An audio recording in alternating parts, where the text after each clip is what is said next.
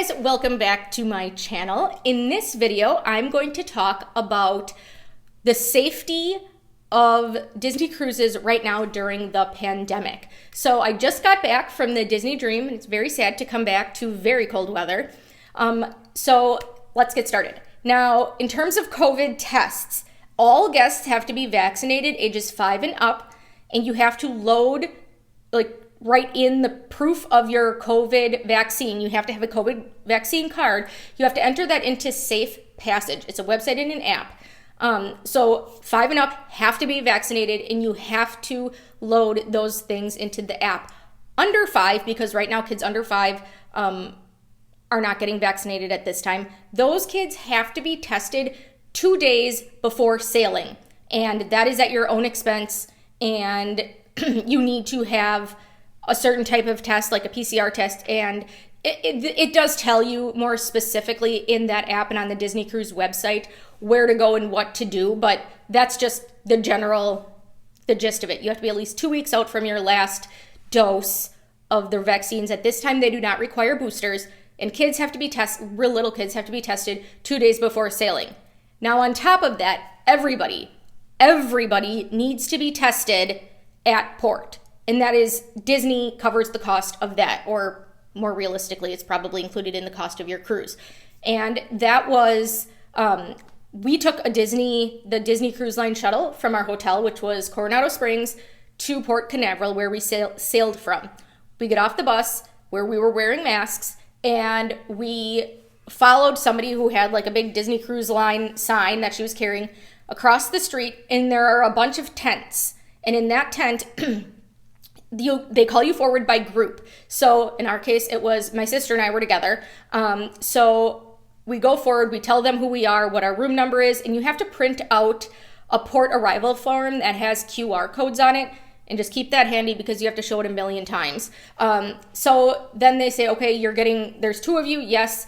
They hand us 2 biohazard bags that each have a pen in them and the COVID, like the little saline tubes that you put your swab in. So we bring our bag and then we wait in line, and somebody there is telling you, okay, go to their little cubes that you can close with the curtain, and then just say, okay, go to line number 3, go to 7, go to 1, go to 2. And in there is a worker that is like dressed like in practically hazmat suits, and they are helping you label your own tube, and they give you the swab, and you swab and then put it in and put the swab in the tube, break it off, seal it in the bio bag, throw away the remaining stick, and you get to keep the pen. It's not a nice pen.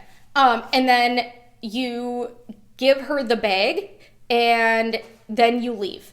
And you walk out the back of that tent, and as you're leaving, they'll tell you what tent to go into, and they're labeled by letter. I don't even remember how many there are. Quite a few. And they're very, very, very large tents. So then we go and wait in there. And in there, somebody tells us you can watch for an email, or you can watch on the Safe Passage app, or you can look. They have a big TV screen that has, I don't remember, it's either your room number or your reservation number. I can't remember which. When it says you're clear to sail. Now, they also have to clear the ship from the previous guests that are debarking. So when the cruise ship says they're ready to take on more guests, and when your test comes back as clear to sail, so negative for COVID, then you are able to head back to, I thought it looked like Ellis Island. There's this building that you go to when you are to go through security and things like that, waiting to get on the ship. So I would say it took it varied by person or by group and how busy it was. We were there quite early. So I would say for us, it was between 40 and 45 minutes, but I think for some people it's closer to an hour where you're just sitting in that tent, hanging out, wearing masks. So then when you're clear to sail, you grab your things and you head over to the big Disney Cruise Line building. And there, again, another person checks your port arrival form. They check your passport, and they move you along to the next person. Now, something I did not even think of, I had a giant bottle of water. They're like, you can't bring that in. No, you can't bring, which is odd because you can bring alcohol, like in certain quantities, but it was like a water bottle that had clearly been opened. So I was going through security, just like at the airport. You put your bag on the security belt and it goes through an x-ray machine. You walk through, pick up your things. It went a lot faster than at an airport. You don't have to take your shoes off, but you go through. And then once you're through security, you go up some escalators and wait in this big room that to me looks just like Ellis Island. And there you will have a boarding group on your port arrival form. And from there, when they accept your boarding group, you can enter the ship. Now on the ship, you have to wear masks whenever you're indoors. They have hand sanitizing stations everywhere. I'm not exaggerating. They have them on either side of every shop and restaurant, and there is somebody standing there as you're approaching saying, please sanitize your hands. And outside Cabanas, which is the buffet restaurant, it is not self-serve. They have to serve you. But there are actually sinks out there, and they'll say, please wash your hands. I mean, you wash your hands and sanitize so frequently, even when there's shops across from each other, across the hall from each other, you will leave one and go right into the other. You have to sanitize your hands again. So it is very, very thorough. You're COVID tested. You have to wear masks indoors. You're social distanced, even though we were not allowed to eat and drink during Beauty and the Beast. And even though we were wearing masks, you're still social distanced, and they tell you how many seats to leave in between. I think they said 3 seats. So yeah, it's extremely, extremely thorough. The cabin room air it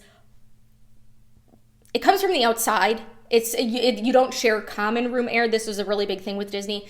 So they're not pulling in air from the lobby where everybody's milling around and putting it in your room. It comes from the outside. They changed all of their air filters so that they're super, super high efficiency filters. I'm trying to think. Oh, when we went on the aqueduct, you have to stand so many feet apart because you're not wearing masks, obviously, in that situation. So you have to wait on please wait here 6 feet apart from everybody else. When you're going to get on the tube, it's a 2-person raft, and you don't have to bring it up. It comes up like in this automated conveyor belt type thing for you.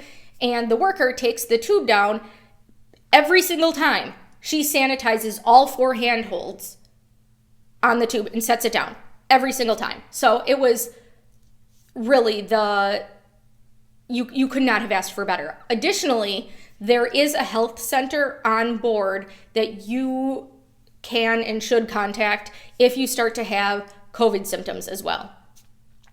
So, and I want to mention, because this is something some of my coworkers have mentioned specifically in the past, they have liquid hand soap. I'm not saying it's like antibacterial hand soap, and COVID isn't a bacteria anyway, but they have liquid hand soap, which I have heard, and this isn't something that even occurred to me, but some people have said they don't like to use bar soap if somebody in your party is really sick, because it's probably not antibacterial, and then it's just sitting there, and then the next person is using it. So if you have liquid soap, it's a different person. So if it's liquid hand soap, you're not spreading germs from one person to the next, basically. So I'm trying to think if there's anything else I wanted to say about the cleanliness. Servers obviously are wearing masks the entire time, masks and gloves. So that is the gist of it. Those are all of the steps we had to go through to safely sail, and I felt totally safe, honestly. I felt completely safe. I would recommend it to anybody. And yeah, like I said, I think I felt safer there than I have at home or at the store. Okay, maybe not at home, but at the store or anywhere else since the pandemic started. So definitely don't let that hold you back from sailing right now if that's something you want to do. I will have a link in the description box below for our company website, which I think for the cruise line portion. So I have my own website and my own quote form for Disney World. And for cruises, I think it'd just be easier to use the company quote form for that. So I'll have a link to it in the description box below. Thank you guys so much for watching, and I will talk to you next time. Bye.